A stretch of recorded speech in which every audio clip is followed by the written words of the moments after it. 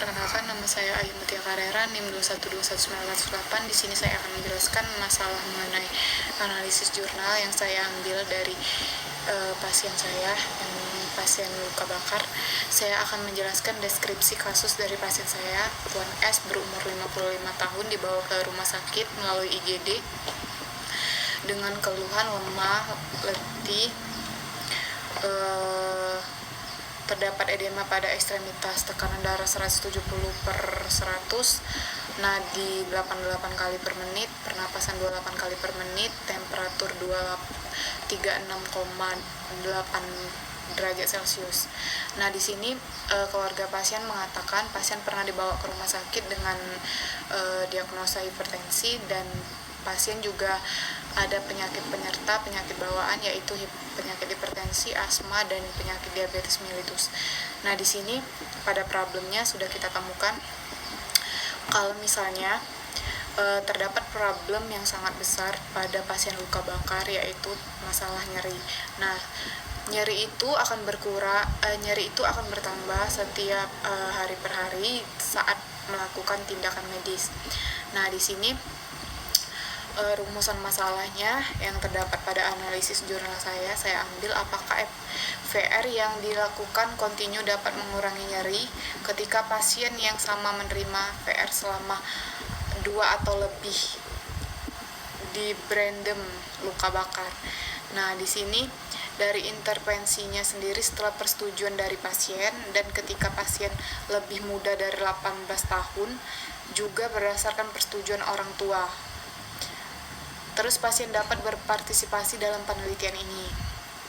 Nah, setelah itu comparingnya, penelitian ini merupakan studi kasus yang membandingkan perbedaan antara intensitas nyeri selama VR dan selama tidak menggunakan VR.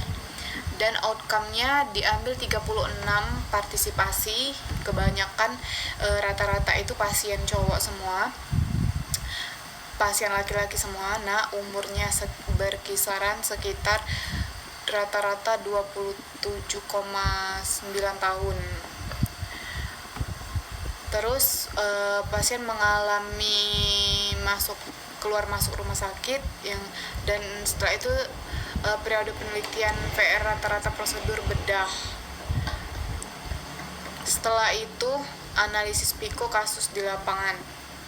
Nah, kalau kasus di lapangan yang saya dapat dari kasus yang saya dapat tadi, mereka mempunyai rumusan masalah. Nah, rumusan masalah itu seperti masalahnya bersihan jalan nafas tidak efektif, pola nafas tidak efektif, dan juga defisit volume cairan. Setelah itu kerusakan integritas kulit. Diagnosanya dari ketiga itu, terus intervensi yang dilakukan yaitu kalau misalnya bersihan jalan nafas tidak efektif, kita melakukan buka jalan nafas gunakan teknik chin lip atau jaw thrust. Setelah itu posisikan pasien senyaman mungkin atau posisikan pasien untuk memaksimalkan ventilasinya semaksimal mungkin. Terus melakukan auskultasi suara napas kepada pasien. Diagnosa yang kedua yaitu pola nafas tidak efektif. Nah, kalau pola nafas tidak efektif ini kita akan melakukan tindakan atur peralatan oksigen pasien. Setelah itu pertahankan posisi pasien senyaman mungkin.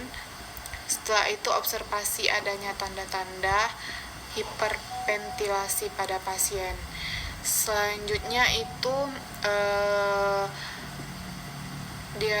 intervensi yang ketiga yaitu defisit volume cairan. Nah, defisit volume cairan ini ialah mempertahankan catatan intake output yang keluar dari pasien. Terus monitor adanya hidrasi pada pasien, lalu monitor vital sign, monitor saturasi masuknya cairan, dan hitung intake kolaborasi pemberian cairan. Dan intervensi selanjutnya yaitu integritas jaringan yang berhubungan dengan faktor mekanik. Setelah itu kita lanjut menggunakan covering. Nah, dari covering ini diagnosa bersihan jalan nafas tidak efektif, berhubungan dengan obstruk jalan napas yang ditandai dengan aspirasi yang berwarna kecoklatan. Pernapasan 28 kali per menit. Kampring ini diagnosa dan tindakan keperawatan. Memposisikan kepala pasien, misalnya melakukan auskultasi, melakukan monitoring status oksigen pasien. Lalu pola napas tidak efektif berhubungan dengan hiperventilasi. Setelah itu outcome itu ialah dari diagnosa tadi kita simpulkan evaluasinya. Setelah kita simpulkan evaluasinya, dapat kita ketahui metode strategi penelusuran bukti teknik mencari jurnal dari web PICO itu langkah-langkahnya seperti ini.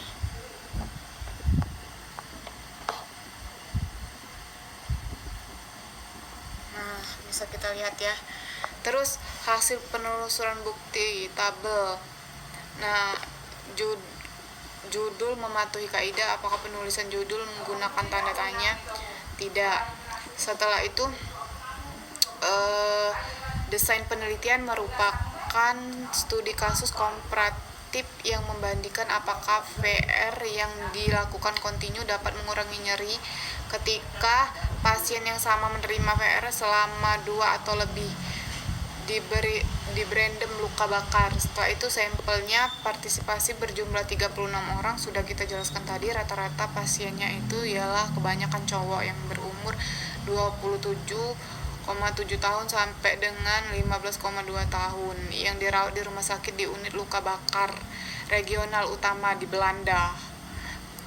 Nah, di sini kriteria inklusinya, pasien mampu berkomunikasi baik dan mampu berbahasa Belanda dan membaca menulis baik dan diharapkan tinggal di unit rawat inap setidaknya selama 4 hari. Karakteristik eksklusinya yaitu pasien dengan frame morbid, penyakit kejiwaan, gangguan fisik yang mengalami terapi VR. Randomisasinya tidak ada randomisasi dalam sampel penelitian ini. Nah, informasinya, karakteristik subjeknya 36 pasien berpartisipasi dalam penelitian ini menyelesaikan setidaknya baseline tanpa VR dan dengan terapi VR.